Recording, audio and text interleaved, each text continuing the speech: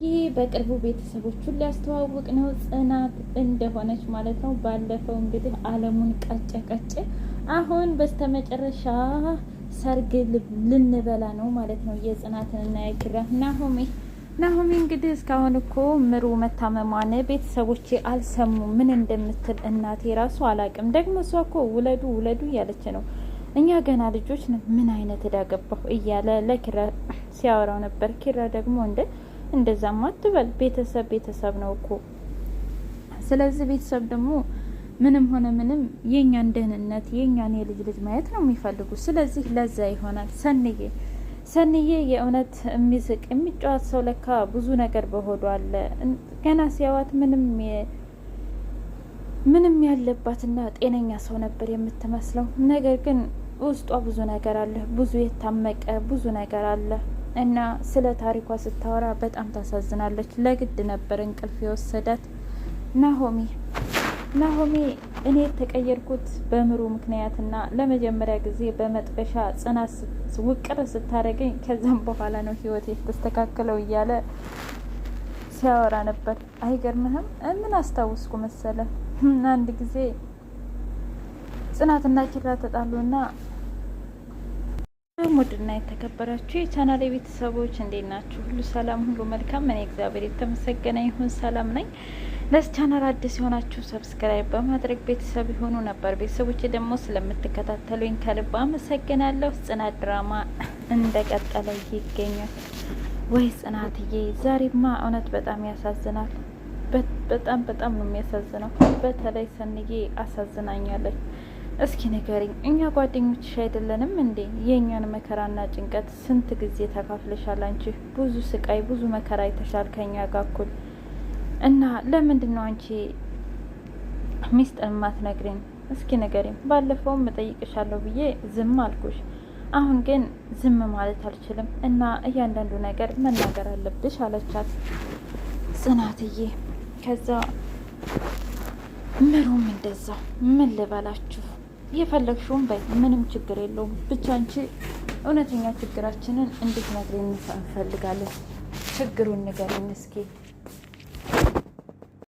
አባቴ የሞተው እኔ 9 ዓመቴ ነበረ። አባቴ የሞተው እኔ 3 ዓመቴ ነበር። እንደገና ደግሞ እናቴ የሞተችው 10 ዓመቴ ነበር። እናስ እህቴ ያኔ የ15 ዓመት ልጅ ነበረች። ብቻ ትምህርቷን ትታ እኔን ለማሳደግ በጣም ብዙ መከራዋን ስቃያዋን አየች። ከዛማ ልክ 17 ዓመት ሲሞላት ስራ መስራት ጀመረች።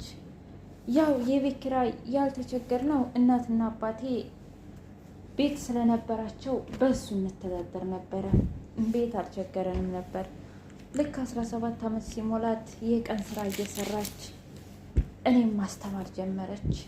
ከዛም እዛ ስራ ቦታ ያሉት ጓደኞቿ ምሳ ይበላሉ። እሷ ግን ምሳ የላትም፣ ምክንያቱም ምንም ነገር ስላልነበራት። ከዛ ሰለሞን ነበር ያኔ የተዋወቀችው። ከዛ ሰለሞን ከሁሉም አይቷት ለምንድን ነው የማትበይው ሲላት ዝም አልና 50 ብር ሰጣት።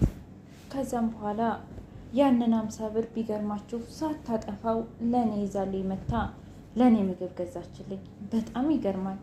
እህትሽ መቼም ላንቺ ያላት ፍቅር እጅግ በጣም። ከዛም በኋላ ልክ ከ4 ዓመት በኋላ በ21 ዓመቷ ከሰለሞን ጋር ተጋቡ። እናስ እኔም ያው ከእሷ ጋር መሄድ ስለነበረብኝ እናቴ ተወሰደችኝ። ብቻ ተውት እስኪ ምን ተፈጠረ?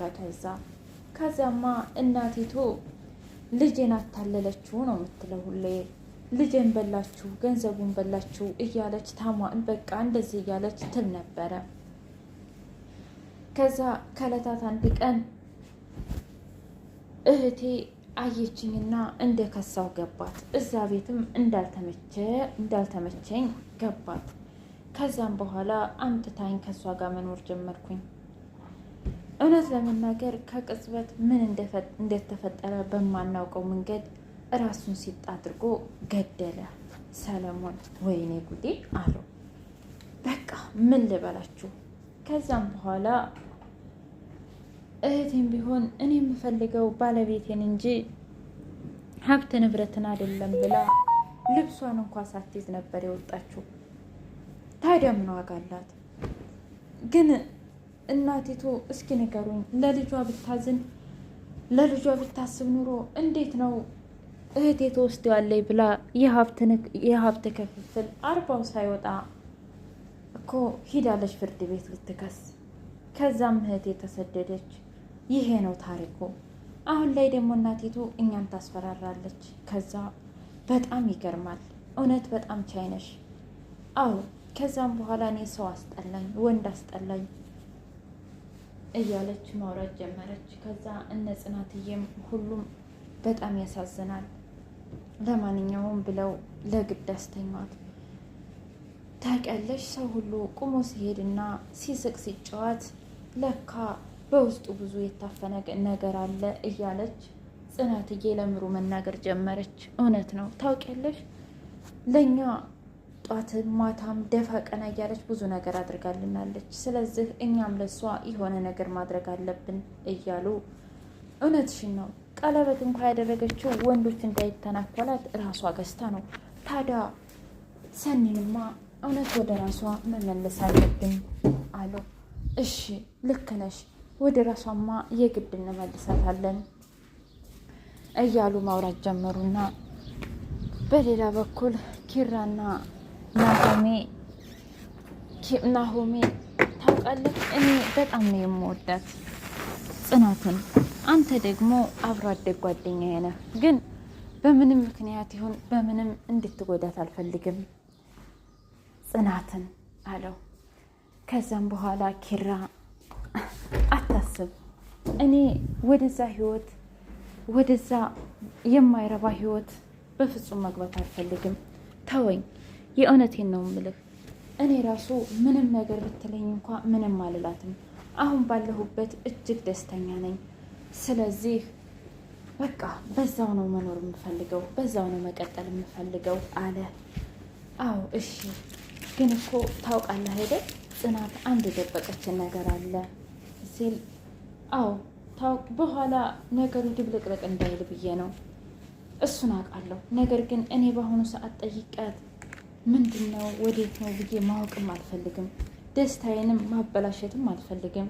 እንደውም ለቤተሰቦቼ ጽናትን ልጠይቃትና ለቤተሰቦቼ እናገርና ከዛ ደግሞ ለእሷም አባት መናገር ነው የምፈልገው እያለ፣ አዎ ግን ታውቃለህ አንተ ከመቼ ወዲህ ነው እንደዚህ የፍቅር ሰው የሆንከው ሲለው፣ ኪራ ናሆሜን ምን ላርግ ብለህ ነው?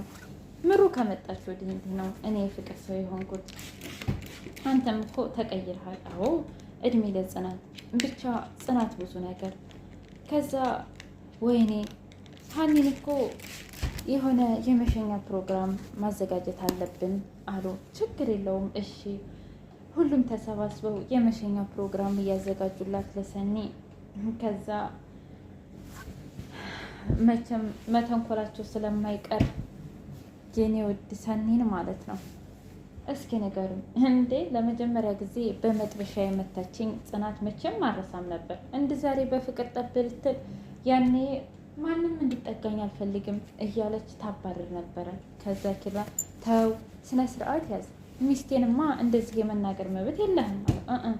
ለሚስትህ መቆርቆርህ ነው መቆርቆር መሆንህ ነው አለው። እንዴ አሁን ታዲያስ ለሚስቴ ያልተቆረቆርኩ ለማን እቆረቆራለሁ? ነገርኩህ እያለ ኪራዬ ማውራት ጀመረ። በሌላ በኩል ጽናትና ምሩ እየተመካከሩ ነው። እንዴት ነው ወደ ፍቅር እንዲይዛት በቃ ከዚህ ካሰልች ህይወትና ከብቸኛ ህይወቷ እንድትወጣ የምናደርገው እያሉ ተመካከሩና ዛሬ የፍቅር ፊልም እንደሚያዩና ወሰኑ። ከዛ እኔ ሄዳለሁ ስትል እንዴ በፍጹም አትሄጅም፣ ምሩም ደግሞ አትሄጅም፣ በቃ እኛ እኮ ቤታችንን ከተሆነ 2 ቀናችን ስትል፣ አረ 3 ቀን ይውላችሁ ተረጋጉና እዚህ አዳችሁ የፍቅርን ፊልም አይተን እንሄዳለን። ወይ ሰኒ በፍጹም ይሄን ፊልም አላይም፣ እናንተ እዛው ፍቅር ተጫዋቱ፣ እኔ ብቻ ያለ እያለች ሪሞቱን 100 ጊዜ ነበር ስተጠፋው የነበረው። አረ እባክሽ ተይ እያሉ ነበር። ከዛ የኔ ውድ ጽናትዬ ወይኔ ጉዴ! ሰው ግን በውስጡ ስንት ነገር ይዟል። እስኪ ሰኒን ተመልከቷት። እኛን ለመበረታታት ትስቃለች፣ ግን በውስጧ ስንት መከራና ስቃይ አለ። ወይ የሰው ልጅ ህይወት! አምላኬ ሆይ የኔ ህይወት እንዳስተካከልከው የእሷንም ህይወት